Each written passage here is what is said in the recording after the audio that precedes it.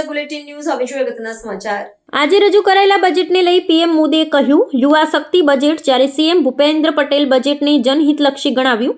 વાત કરીએ રાહુલ ગાંધીની તો તેમણે કહ્યું, યુવાનોને કંઈ આપ્યું નહીં અને 3 કોરિડોરની વાતને ખોટી ગણાવતા મમતા। આજે રજૂ કરાયેલા કેન્દ્રીય બજેટ 2026-27 અંગે પીએમ મોદીએ કહ્યું, દેશમાં રિફોર્મ એક્સપ્રેસ દોડી રહી છે। જે બદલાવો કરવામાં આવ્યા છે તે એક્સપ્રેશનથી ભરેલા ભારતના સાહસિક પ્રતિભાશાળી યુવાનોને ખુલ્લું આકાશ આપે છે। તેમણે કહ્યું કે બજેટ સુધારાઓને નવી ગતિ આપશે। આ કૌશલ્ય સ્કેલ ને ટકાઉપણાને મજબૂત બનાવવાનો પ્રયાસ છે। સૌથી મોટી સંપત્તિ નાગરિકો છે અને અમે તેમનામાં જ રોકાણ કર્યું છે। લોકલથી ગ્લોબલની ઝડપી ગતિને વ્યાખ્યાયિત કરતા વડાપ્રધાન નરેન્દ્ર મોદીએ કેન્દ્રીય બજેટ 2026-27ને એક સ્વપ્નદ્રષ્ટા અને ગેમ ચેન્જર દસ્તાવેજ તરીકે વર્ણવ્યું। પીએમ મોદીએ કહ્યું કે આ બજેટ ભારતના વિકાસ માર્ગને વધુ વેગ આપે છે। નાણામંત્રી નિર્મલા સીતારમણની ઐતિહાસિક સિદ્ધિનો ઉલ્લેખ કરતા તેમણે કહ્યું કે એક મહિલા નાણામંત્રી દ્વારા સતત 9મી વખત બજેટ રજૂ કરવું એ પોતાનામાં એક રેકોર્ડ છે અને મહિલા શક્તિનું એક ઝળહળતું ઉદાહરણ છે। આ દરમિયાન વિપક્ષે બજેટને નિરાશાજનક ગણાવ્યું। રાહુલ ગાંધીએ કહ્યું, આ એવું બજેટ નથી જે યુવાનો માટે નોકરીઓ પૂરી પાડે છે। મેન્યુફેક્ચરિંગ સેક્ટર ઘટી રહ્યું છે, રોકાણકારો મૂડી ઉપાડી રહ્યા છે, લોકોની બચતમાં તીવ્ર ઘટાડો થઈ રહ્યો છે। ये बजट अपार अवसरों का राजमार्ग है।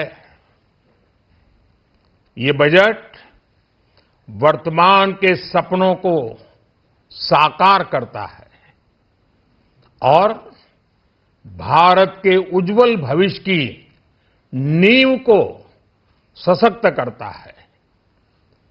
ये बजट 2047 के विकसित भारत की हमारी ऊंची उड़ान का मजबूत आधार है। શ્રી નરેન્દ્રભાઈ મોદીએ હંમેશા સામાન્ય લોકોને પ્રાધાન્ય આપ્યું છે। તેમના નેતૃત્વમાં રિફોર્મ એક્સપ્રેસને આગળ ધપાવતું આત્મનિર્ભર વિકસિત ભારત માટેનું આ બજેટ છે। માનનીય વડાપ્રધાનશ્રીના નેતૃત્વમાં નાણામંત્રી શ્રીમતી નિર્મલા સીતારમણજીએ સતત 9મી વાર બજેટ રજૂ કરવા માટે અભિનંદન પાઠવું છું। કર્તવ્ય ભવનમાં તૈયાર થયેલું આ બજેટ 3 કર્તવ્યો પર ઝોક આપતું બજેટ છે। તેમાં જ્ઞાન એટલે કે ગરીબ, યુવા, અન્નદાતા અને નારી શક્તિ તથા દિવ્યાંગજનોના પિલર્સ મજબૂત થશે। આ 3 કર્તવ્યોમાં સમાજના બધા જ ક્ષેત્રોને અને દરેક વર્ગને સૌના સાથ, સૌના વિકાસના મંત્રથી આવરી લેવાનો ખૂબ જ સરાહનીય અભિગમ રાખવામાં આવ્યો છે। ઇન્ફ્રાસ્ટ્રક્ચર, ઇન્ડસ્ટ્રીઝ, કટિંગ એજ ટેકનોલોજી, સેમિકન્ડક્ટર, ડેટા સેન્ટર્સ જેવા ક્ષેત્રો પર ખાસ ફોકસ કરવામાં આવ્યું છે। એમએસએમઈ પર ભાર મૂકવામાં આવ્યો છે। તેનાથી લઘુ અને સૂક્ષ્મ ઉદ્યોગોને મોટો ફાયદો થશે। મેન્યુફેક્ચરિંગ ક્ષેત્રમાં ઉદ્યોગોને જે પ્રોત્સાહનો જાહેર કરવામાં આવ્યા છે તે પણ ગુજરાતના મેન્યુફેક્ચરિંગ સેક્ટરને બૂસ્ટઅપ કરશે। પૂર્વ ભારતના દાનકુનીથી સુરત સુધીના ડેડિકેટેડ ફ્રેટ કોરિડોરથી રાજ્યના વેપાર ઉદ્યોગ અને ઉત્પાદન ક્ષેત્ર માટે ઝડપી લોજિસ્ટિક સેવાઓ મળતી થશે। ટેક્સટાઇલ સેક્ટરને વધુ ઉત્તેજન આપવા જાહેર કરવામાં આવેલી 6 જેટલી યોજનાઓનો લાભ ગુજરાતના ટેક્સટાઇલ સેક્ટરને મળશે। 3 કેમિકલ પાર્ક્સની જાહેરાત તથા બાયોફાર્મા ઇન્ડસ્ટ્રીઝ માટે 10,000 કરોડની જે જાહેરાત થઈ છે તેનો પણ લાભ ગુજરાતના આ ક્ષેત્રના ઉદ્યોગને મળશે। ગુજરાત દેશમાં મ્યુનિસિપલ બોન્ડ ઇસ્યુમાં અગ્રેસર રહ્યું છે।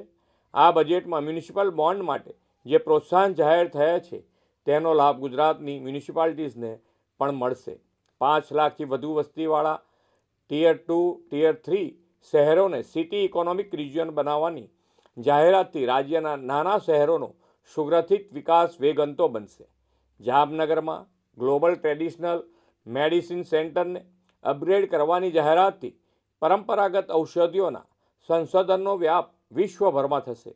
લોથલ અને ધોળાવીરાનો દેશની 15 પુરાતત્વ વિરાસત ક્લસ્ટર ટુરિઝમ ડેવલપમેન્ટમાં સમાવેશ થયો છે। તેનાથી પ્રવાસન દ્વારા ગુજરાતમાં વિરાસત બી વિકાસ બીનો અભિગમ સાકાર થશે। દેશમાં 20 આઇકોનિક પ્રવાસન સ્થળો માટે 10,000 ટુરિસ્ટ ગાઈડ તૈયાર કરવાની યોજનાથી ગુજરાતના આઇકોનિક ટુરિસ્ટ પ્લેસમાં સ્થાનિક રોજગારીઓને તકો વધશે. કૃષિ, પશુપાલન, મત્સ્ય ઉદ્યોગ, સ્વસહાય જૂથો, ગ્રામીણ અર્થતંત્ર સૌના વિકાસને પ્રાધાન્ય અપાયું છે. વડાપ્રધાનશ્રીએ હંમેશા કરદાતાઓનું સન્માન કર્યું છે અને તેમને દેશના વિકાસના ચાલક બળ ગણાવ્યા છે. આ બજેટમાં પણ કરદાતાઓના સન્માનનો ખ્યાલ રાખીને પ્રામાણિકતા વધે તે દિશામાં કરવેરા ભરવામાં રહેલી ક્ષતિને ગુનો નહીં પરંતુ ભૂલ ગણીને સજાના બદલે દંડની જોગવાઈ કરી છે. સમગ્રતા આ બજેટ સર્વસમાવેશી, સર્વસ્પર્શી અને સામાન્યમાં સામાન્ય માનવી સહિત સૌના સર્વગ્રાહી વિકાસ, કલ્યાણ અને આત્મનિર્ભર વિકસિત ભારત માટેના તેમના યોગદાનને વધુ પ્રેરણા આપતું બજેટ છે. વડાપ્રધાન શ્રી નરેન્દ્રભાઈ મોદીએ